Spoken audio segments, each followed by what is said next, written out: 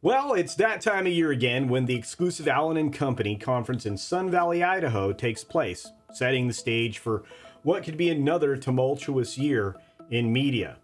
That's right, this is where the biggest media, tech, and finance moguls gather together to to discuss the future of their industries and the conquering and dismantling of others. Now, it sounds like I'm kidding, but I'm kind of not. As the world's wealthiest and most influential individuals descend upon this beautiful scenic location, speculation about potential M&A deals, that's mergers and acquisitions, and the challenges facing the media industry is going to be setting the tone for this year's event. I can smell the intrigue and the backstabbing from here, can't you? Here we go.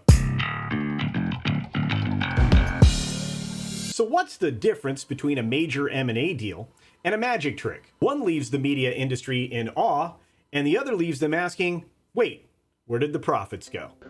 What a terrible joke! Rich joke. Get it? No? Alright. Amidst the glamorous and luxurious setting in Sun Valley, Idaho, absolutely beautiful there, by the way, the streaming wars have actually intensified and shifted into skirmishes now on some, well, much more stable borders, let's say. And that brings with it Wall Street shifting its focus for all of this stuff more towards profitability. At least that's what their expectations are. Cost-cutting measures have taken their toll on every major conglomerate now, leading to mass layoffs, canceled programming for, write-down purposes, and reduced spending overall, which makes a lot of sense. There's not a lot of money out there. We'll get to that in a second. But even the movie business, which seemed poised for some sort of a recovery in this last few months, faces setbacks with the top shelf franchises stumbling under the weight of social engineering messages that audiences are roundly rejecting and therefore are not spending money to go see. Additionally, add to this the pay TV business, which is represented, of course, by brands like ESPN and CNN, and they're suffering under some significant challenges. Mostly, those are tied to a loss in trust with their respective audiences and huge production costs. And in the case of ESPN, rights are very expensive. Now, while deal making may be on the minds of many of the attendees, the current macroeconomic environment has depended on, rampant VC spending, and right now there's a lot of dampened enthusiasm. Global M&A activity in Q1 of 2023 was much lower, significantly lower compared to the previous year. And that's reflecting a lot of cautiousness among some executives, at least the ones who want to keep their jobs. Money is way more expensive now due to the, higher interest rates and financial constraints that have made companies adopt a wait-and-see approach when it comes to acquisitions. And as a result, the poor old investment bankers have seen their revenue fall on a lack of M&A transactions. Despite all of this, Sun Valley remains an important platform for discreet discussions and relationship building amongst all these elites. At least that's what I'm told. Paramount Global's Shari Redstone, a potential M&A candidate, draws as much attention as anyone, as observers are speculating that, things are going to happen. Previous meetings between Redstone and Comcast's Brian Roberts at Sun Valley have fueled a media frenzy, trying to tie a transaction with elements that would include Paramount Global. That's creating actually some anticipation, I would say, for potential developments this year. After all, this is the name of the game right now for the trades because they're running out of things to cover during an ever-extending writer's strike. So you can't blame them for speculating anyway. Regulatory roadblocks here pose the most significant challenge to any kind of major M&A deal. The current administration, along with the FTC and their chair, Lena Khan, they're really scrutinizing these mega deals, and that's obvious with what's happening with Microsoft, Activision Blizzard, among many others.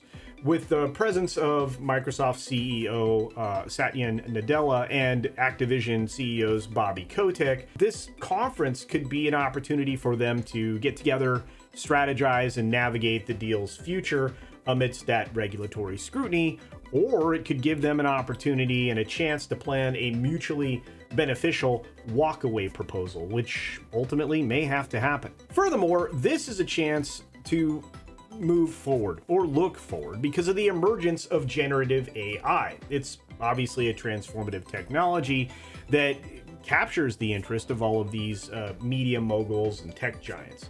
Imagine cutting out even more people from the expensive process of film and television creation, and to that end, OpenAI's Sam Altman is a notable attendee this year because he's bringing his expertise from that field along with him. Valley is going to become a prime location for discussion on AI's role in shaping the future of media and technology, potentially leading to some strategic partnerships or plans for global domination. Right, Grant?